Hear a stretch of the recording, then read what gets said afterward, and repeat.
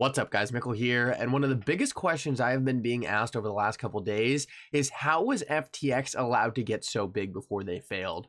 Now that we look at FTX, it looks like it was an obvious Ponzi scheme. They had no board of directors, no CFO, but it seems like they were allowed to run rampant and dominate the cryptocurrency industry. Guys, in this video, I want to show you guys how FTX did it, but guys, towards the end of the video, I also want to show you how Ripple is actually doing the exact same thing and how Ripple might already be a much bigger part of our financial system than any of us realize. Guys, make sure to stick around for this whole thing. I'm going to show you some of the most important interviews you have ever seen, and it's really going to make you look at the crypto industry in a completely different perspective.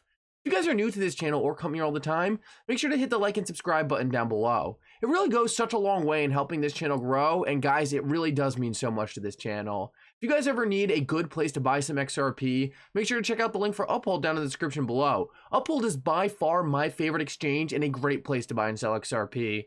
With that said though, guys, let's jump right into the video, and I hope you guys enjoy the content. So guys, don't forget we're having the Black Friday sale on these XRP chains right now. If you type in the code MM when you check out, and guys, the link will be in the description of this video. If you type in the code MM, you will get $30 off. Guys, this thing is awesome. I wear it all the time. It's definitely a super cool piece, and it's gonna make a great gift during the holidays, so make sure to check that out. So guys, to start out this video, I want to show you this clip, and this is one of the best interviews I have ever seen. This thing is absolutely awesome. This guy right here is the CEO of CME. It's the largest clearinghouse in the entire world, and he's going to tell you in this interview how he knew Sam Bankman-Fried was a fraud since day one. But guys, I'm actually going to show you another clip after this that is extremely revealing, where he admits to how Sam Bankman-Fried got so much control of the system and how his company does the same exact thing. Guys, this is absolutely crazy. After this clip I show you right here,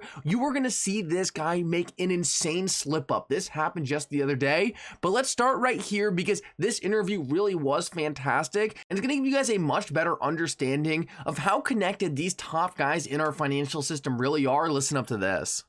How long did it take you to figure out that this guy was a fraud? Well, Melissa, I don't know if I knew he was a fraud right away. I just didn't, know what his business was. Here he is. He's trading an inefficient arbitrage out of Hong Kong, making all this money supposedly. And the next thing I know, he's going to buy CME, he's going to buy Goldman Sachs and everybody else. He's making all these different allegations of what he wants to do. So I met him, as you said, when I gave Guy and Dan the podcast the other day. But what is really interesting is how this whole thing came about, which kind of got my interest up about he is a fraud. And I met earlier in the day with the head of the Commodity Futures Trading Commission, and I asked, why are you not dismissing this application out of hand? And he said, because under Section 5B of the Commodity Exchange Act, which calls for innovation, he has to look at it. And I said to him, I said, you don't have to, under the Commodity Exchange Act, have to accept anything that's innovation that puts risk management at the back seat of this. And that's exactly what was going on. So right away, my suspicions were up. Why is there so much pressure coming for this application? Then when I met with him, I knew right away, I said, this is a joke. This is absolutely going nowhere. And then you look who he's traveling with. He's traveling with Mark Wiegand, the former chairman of the CFTC. Now, what was Mark doing for him? I have no idea. Was it credibility or just carrying his briefcase, or I should say his backpack? And then he's got Ryan Miller. Ryan Miller is the former counsel at the CFTC and became general counsel of the CFTC. And this guy's sitting at a bar, could barely pick his head up, saying to me, why won't you let us grow? I said, he said he's worth $26 billion. I'm assuming you've been growing pretty good here. So guys, real quick, this guy is so confused because Sam Bankman-Fried was going to Congress. All these different congressmen and regulators were trying to make all these crazy exceptions for how FTX could be allowed to dominate the financial system, and this guy couldn't wrap his head around it. He's like, these proposals are risky, they're gonna blow up in his face, and all these different regulators are taking them seriously. Once he started to dig in a little bit though, he realized that Sam Bankman-Fried was working with all the former regulators. He was getting a free pass to our financial system, and that's why FTX was able to get so big before anyone realized the fraud that was actually going on at the company. So you could see there was so many different red flags. And then when I got to Washington, you're looking at people like Mike Conway, former head of the Ad Committee, who was an FTX lobbyist. And I heard all these different things coming out of members of Congress. Were they putting pressure on the CFTC?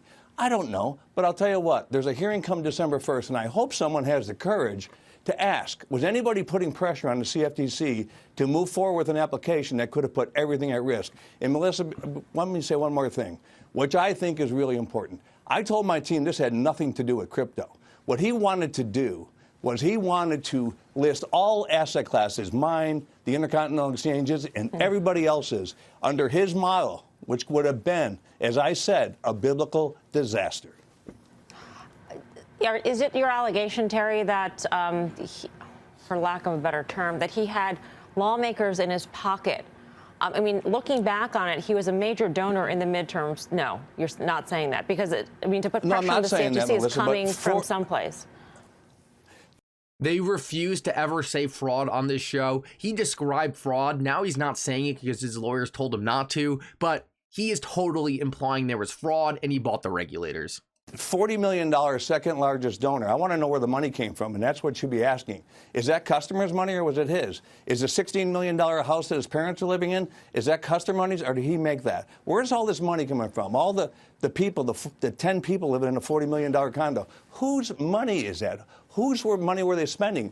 Unsuspecting clients commingling the funds? I don't know the answer to that. So I think a lot of questions need to be answered. But I did say in Congress, Melissa, right after UST collapsed and it lost 85%, I said his proposal will do the exact same thing. I didn't know how right I would be in a very short period of time. So guys, I think that gives you guys a pretty good sense. This guy, Terry, right here, he's a veteran in our financial system, and you can just tell that he knew instantly how Sam Bankman-Fried got such a free pass through our system. So you're probably thinking right now, this guy probably did it the right way. He probably worked his way up through the system, showed these different regulators how his system was better, and maybe Sam Bankman-Fried, maybe his fraud, maybe his buying out of all the different regulators, maybe that was just a one-off. Well, guys, take a look at this interview with that same guy who was just talking. He was actually on Fox Business, and guys, what he says here is literally what we have all thought this entire time. Listen up and then we'll break it down. This is crazy. As someone involved in business would, why did none of the regulators do that? Where was Gary Gensler? Well, I don't know where Gary Gensler was, but my regulator at the CFTC, I asked them, why in the world are you invoking the Commodity Exchange Act, Section 5, Paragraph B, as So guys, did you hear that? Let me play that again real quick. someone involved in business would. Why did none of the regulators do that? Where was Gary Gensler? Well, I don't know where Gary Gensler was, but my regulator at the CFTC, I bribed. It says right here, my regulator at the CFTC, I bribed. Guys, apparently this is a common thing. In order for you to become big in our financial system, you need to pay off the right regulators. And this guy is established. He has built one of the biggest clearinghouses in the entire world in our traditional market, and he admits that he needed to bribe the regulators as well.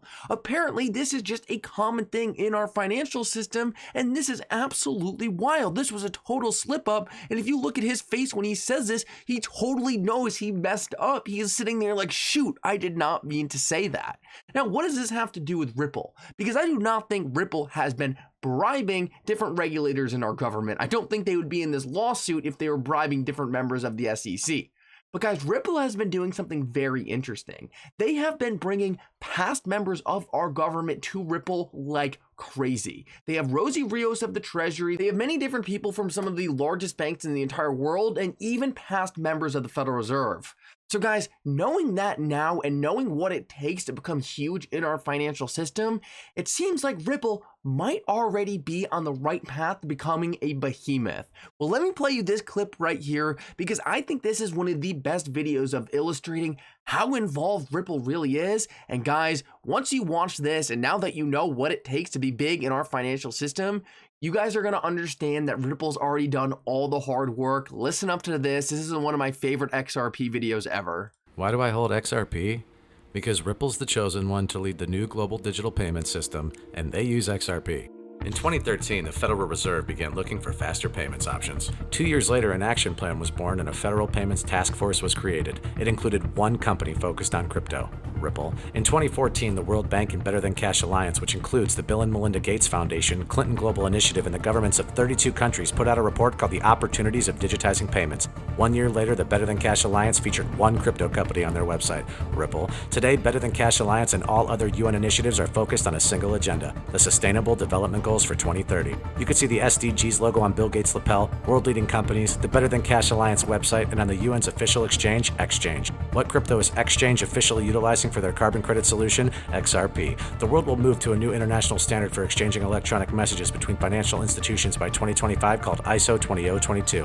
Who was the first ISO 20022 member focused on distributed ledger technology? Ripple. Who's partnered with over 300 financial institutions, including Bank of America, American Express, PNC, Santander, SBI, HSBC, Standard Chartered Bank, Bank of England, India, Singapore, Scotland, Australia, and Indonesia, the largest banks in Japan, Canada, Egypt, the Middle East, United Arab Emirates, Thailand, Morocco, Bhutan, South Korea, Brazil, and Latin America? Ripple. Who is a former employee overseeing the Federal Reserve? Ripple. A former employee overseeing the world's largest asset manager, BlackRock's digital asset division? Ripple. Leading Australia's CBDC effort? Ripple. Who hired a former Treasury of the United States? Ripple. 2 former Federal Reserve attorneys to their board? Ripple. 2 former Clinton and Obama advisors? Former Minister of Defense and Economics of Germany? Former business director at Swift? Former Swift board member? Former CFO of PayPal? Former head of the DTCC? Former chief business officer at Uber? Former VP of Amazon and former SEC chair on their legal team? Ripple. Who's a member of the Digital Pound Foundation, Digital Dollar Project, Digital Euro Association, Mojaloop, IMF's High-Level Advisory Board on FinTech, Hyperledger Blockchain Consortium, Open Payments Coalition, Faster Payments Council, Global Payments Steering Group, Cross-Border Working Group, International Association for Trusted Blockchain Applications,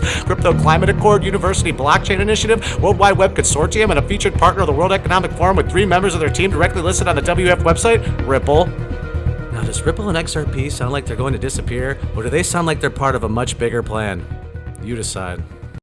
Guys, I think these connections that were just laid out right here is the early signs that Ripple is about to become a behemoth in our financial system. And guys, if it works like anything we have seen in the past, I would say we are actually a lot closer than many people think. Anyway, guys, thank you so much for coming. I hope everyone had a great Thanksgiving. I hope everyone has a great night. And for now, Mickle out.